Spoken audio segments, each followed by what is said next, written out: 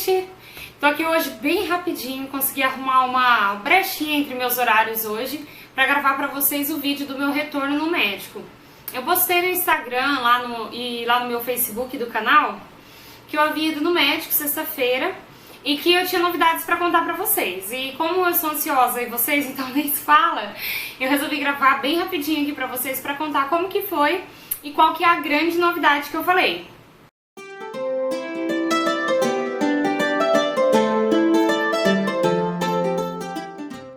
Bom, primeiro é importante eu recapitular com vocês mais ou menos como que estava o meu tratamento, para vocês entenderem a conversa que eu tive com o médico. Bom, eu estou ovulando normalmente, estava pelo menos ovulando normalmente, todos os ciclos, tinha ciclos que eu tinha até mais do que um folículo e tal, normal. Porém, o meu endométrio nunca estava atingindo, gente, se vocês estiverem ouvindo um barulho, é minha lava-louça, tá? Tipo não reparem não, mas foi a forma que eu arrumei pra poder gravar pra vocês. Bom, voltando. O meu endométrio, ele não atingiu uma espessura ideal pra recepcionar um óvulo fecundado, né? Então, aí tá, beleza. Até então a gente tava seguindo nesse tratamento, eu tomando Primogina, que é a base dele é estrogênio, que é o hormônio responsável por engrossar o endométrio, vamos dizer assim, né? E não tava resolvendo, tá? Então, essa semana passada, eu comecei a fazer o controle de ovulação, que eu faço todos os meses com ultrassom, e eu vi que já no começo o meu endométrio já tava pequeno ainda, tal, e eu andei pesquisando várias coisas na internet, e eu li sobre o letrozol. O letrozol, ele é um medicamento que, na verdade, ele é feito para quem tem câncer de mama, por exemplo, é uma das doenças tal, que ele trata, e ele age inibindo o hormônio masculino no corpo, que é a testosterona. Então, o que acontece? Muita gente usa esse remédio, gente não, médicos, porque esse remédio é uma medicação muito mais forte e ela precisa de uma supervisão de médico, tá, gente? Então, o letrozol é um medicamento que ele age inibindo a testosterona, com isso ela ajuda na ovulação e principalmente no endométrio, que era a minha preocupação maior, certo?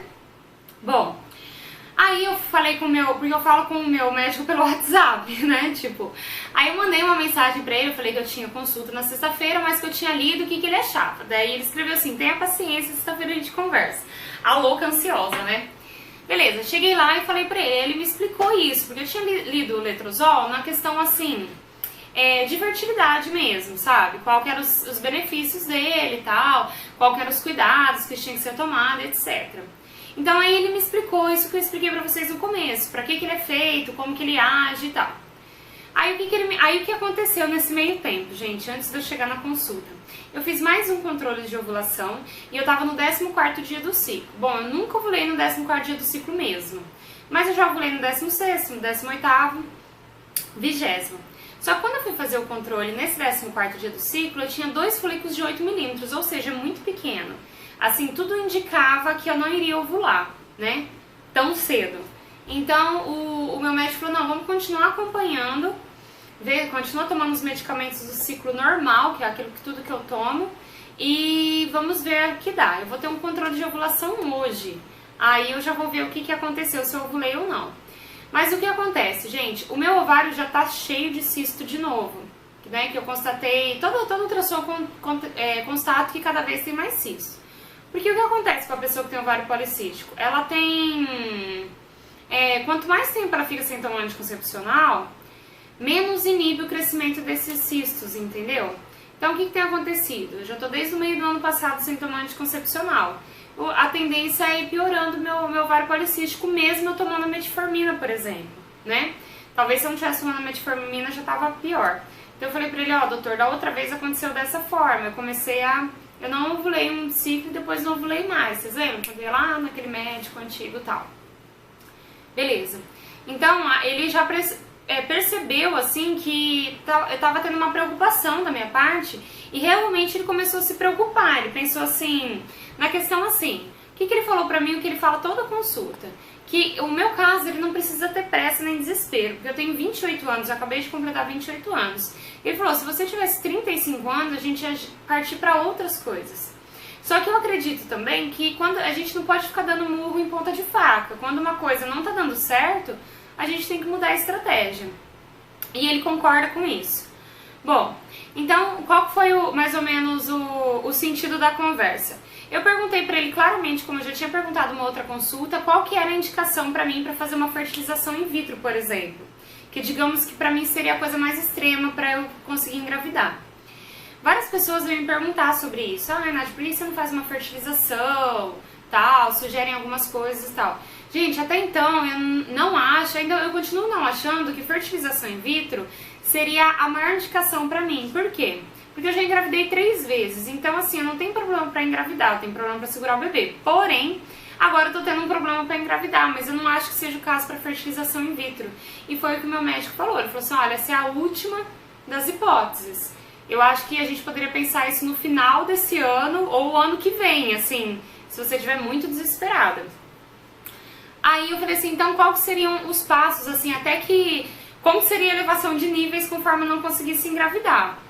E assim, eu senti que ele fica muito à vontade de conversar sobre isso comigo, porque ele sabe que eu não sou muito louca, assim, de ficar desesperada e ao mesmo tempo de não ter informação sobre as coisas. É importante pro médico, quando a gente tem uma boa informação, que a gente pode discutir com ele realmente de uma forma pra gente chegar numa conclusão junto.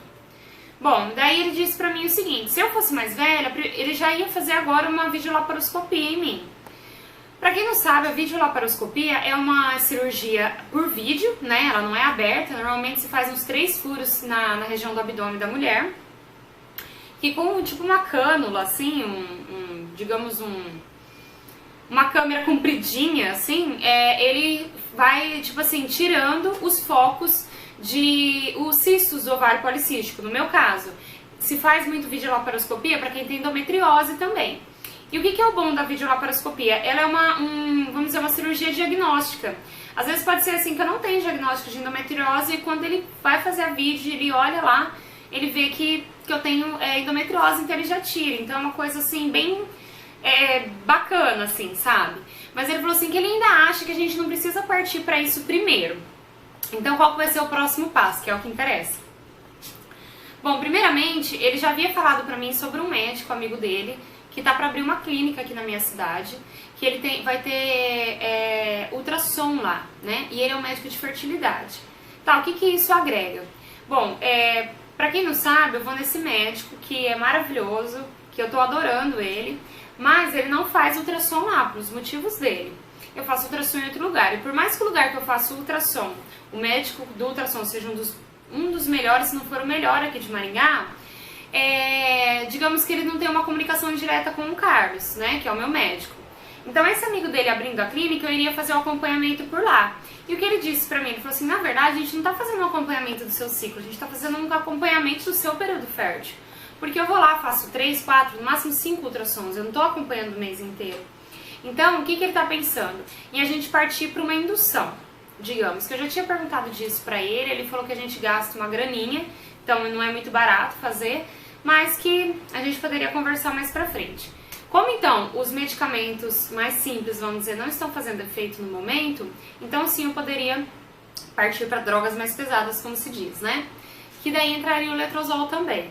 Então o que ele falou? Lembra aquele amigo que eu falei pra você e tal? Eu falei, lembro. Daí ele falou assim, olha, mês que vem, fevereiro agora, que já é fevereiro, né, que hoje já é dia 1º de fevereiro, ele tá terminando de montar a clínica dele. Eu acho que esse mês já dá pra você ir lá e tal. Então o que eu faria? Ele iria meio que me passar pra esse médico, pra parte da fertilidade. Então eu iria tratar com ele e com o Carlos junto, com os 2 médicos. E esse médico, sendo especialista em fertilidade, iria poder acompanhar o meu ciclo inteiro com ultrassom e com os medicamentos que tem que tomar. Quais medicamentos são? Eu ainda não sei, então ainda não posso adiantar. Quando for o caso, eu vou contar pra vocês aí, tá? Mas então seriam medicações mais fortes, digamos, que são utilizadas, muitas delas para inseminação e fertilização, porém a inseminação em si ia ser natural, né? Que daí eu não tenho relação normal, não é nada de fertilizar, assim, em laboratório, como se diz. Bom, legal, me empolguei. Daí eu falei assim, e qual que é o custo? Ele falou, não tem como a gente conversar sobre isso e não falar sobre os custos. Ele falou assim, eu acredito que você vai gastar de R$1.000 a R$1.500 em medicamento. Aí, gente, o que eu penso? Tem meses que eu chego a gastar R$500 de medicação. Então, assim, como diz aquela coisa, o que é um, né, pra quem tá cagado, né? Tipo assim, o que é um pum pra quem tá cagado? Então, né, já que tamo aí, vamos, né? E eu penso muito assim, a gente tá fazendo isso ou não tá?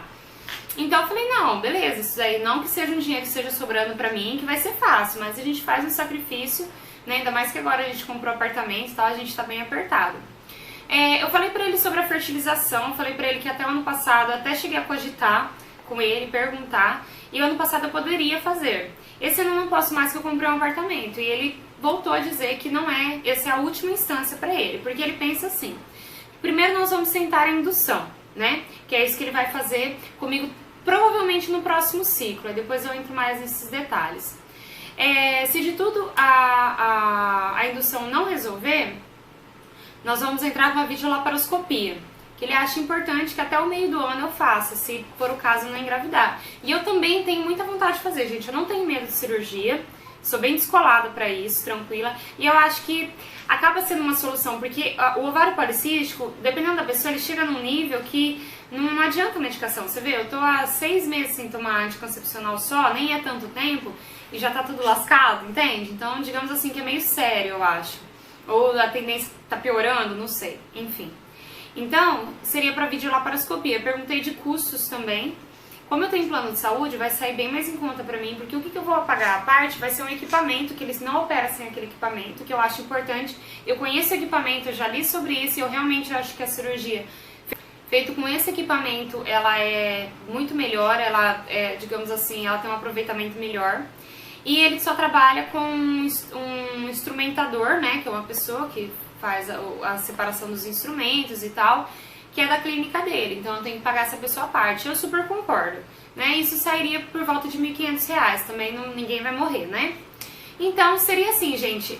Aí o terceiro passo seria uma inseminação, se for o caso, né?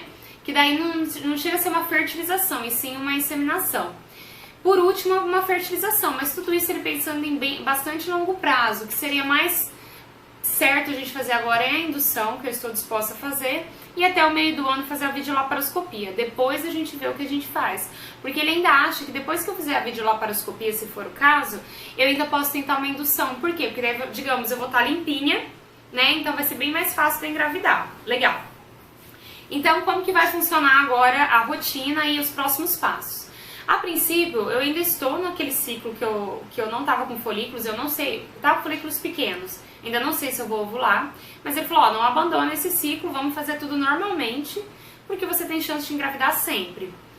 Tá, então esse ciclo eu vou terminar ele dessa forma, de sempre, igual eu coloquei no vídeo passado de tentante. Se você tiver alguma dúvida, se quiser consultar lá, eu vou colocar o link aqui na descrição. E no próximo ciclo ele pediu pra eu voltar com a cicloprimogina. Vocês lembram da cicloprimogina, aquele comprimido que é redondinho e tal? Só que ele pediu pra eu tomar como uma pessoa comum, vamos dizer, não uma tentante. É direto todos aqueles comprimidos. Perguntei pra ele, vou ovular? Ele falou assim, vai, normal, né? Se for pra ovular, vai, né? Porque se eu não ovular, não vai ser culpa do cicloprimogina, vai ser porque eu não ia ovular mesmo. Pra gente ir ganhando tempo e, assim, ir te desintoxicando um pouco de medicamento até essa clínica estar disponível. Então ele acredita, assim, que no máximo, eu também, assim, eu chuto, gente, eu acho que o próximo ciclo pode ser que ainda não dê certo. Porque as coisas acontecem muito rápido, né? Os dias passam rápido. Eu imagino que montar uma clínica deve ser bem demorado, né? Apesar de ele estar terminando. Então, eu acredito que vai ser ainda no outro ciclo. Mas eu vou contando pra vocês, eu vou ver se eu gravo um vídeo por mês de tentante, agora que vai ter bastante novidade. E vou contando pra vocês. Então, sobre o meu tratamento é isso. É uma longa história, mas assim, eu tô bem empolgada porque eu gosto disso. Já que uma coisa não tá dando certo, vamos atrás de outra. E a grande novidade que ficou agora pro final, gente, é uma coisa que é uma novidade pro canal, como eu disse nos vídeos do Instagram e lá do Facebook. Bom, eu depois de muito tempo, eu não sei se vocês vão lembrar desse médico que eu tô tratando agora. Vocês lembram quando eu fui num programa de televisão aqui da minha cidade falar sobre aborto? E tinha um médico lá. Esse médico, coincidentemente, era o meu médico. Eu não sabia que ele estava lá e nem ele sabia que eu ia lá. Foi uma grande coincidência. Então, ao eu estar consultando com ele, esse dia eu fiquei É isso que eu falo desse médico meu, gente, que eu adoro. Eu fiquei mais de 1 hora no consultório dele e praticamente conversando. Eu colhi o preventivo, que já tava na hora, mas o preventivo é tipo rapidão, entendeu? Então a maior parte do tempo foi o papo. E a gente acabou entrando no assunto do canal e tal, e ele comentou, aquele dia a gente tava lá, eu não sabia que você tinha canal, que legal. Aí eu expliquei como funcionava o canal, mais ou menos e tal, né, morrendo de vergonha. E eu fiz uma pergunta pra ele que, assim, era um sonho da minha vida fazer aquilo. E eu tive a coragem de perguntar. Eu perguntei assim, doutor, você consideraria uma entrevista pro meu canal? E pra minha surpresa, ele ficou super feliz e falou assim, claro, que era um favor que ele fazia, claro, porque daí, gente, as pessoas vão conhecer melhor o trabalho dele, pra ele é vantajoso também. Então ele ficou super empolgado com o projeto também. Eu prometi pra ele que eu ia pensar como fazer. E como eu vi que ele ficou empolgado, eu falei que de repente a gente podia gravar até uma série de vídeos. Então a novidade é essa, gente. Por mais que eu explique aqui coisas pra vocês, eu sempre falo, eu não sou médica. Então, assim, eu não tenho um conhecimento total sobre aquilo. O conhecimento que eu trago é uma coisa que eu li, explicando de uma forma mais simples pra vocês. Então, assim, um médico vindo aqui respondendo perguntas que nós tentantes temos, vai ser, tipo, maravilhoso, eu acho. Então eu vou pensar mais ou menos como eu vou fazer, eu quero sugestões de vocês. Então vai ter um dia que eu vou fazer um post lá no Facebook pedindo sugestões. E eu vou ver até fazer penso até em fazer alguma coisa com perguntas mesmo, para ele responder a pergunta direto de vocês. Eu acredito que não vai dar para responder todas as perguntas, porque com certeza vai ser muita gente.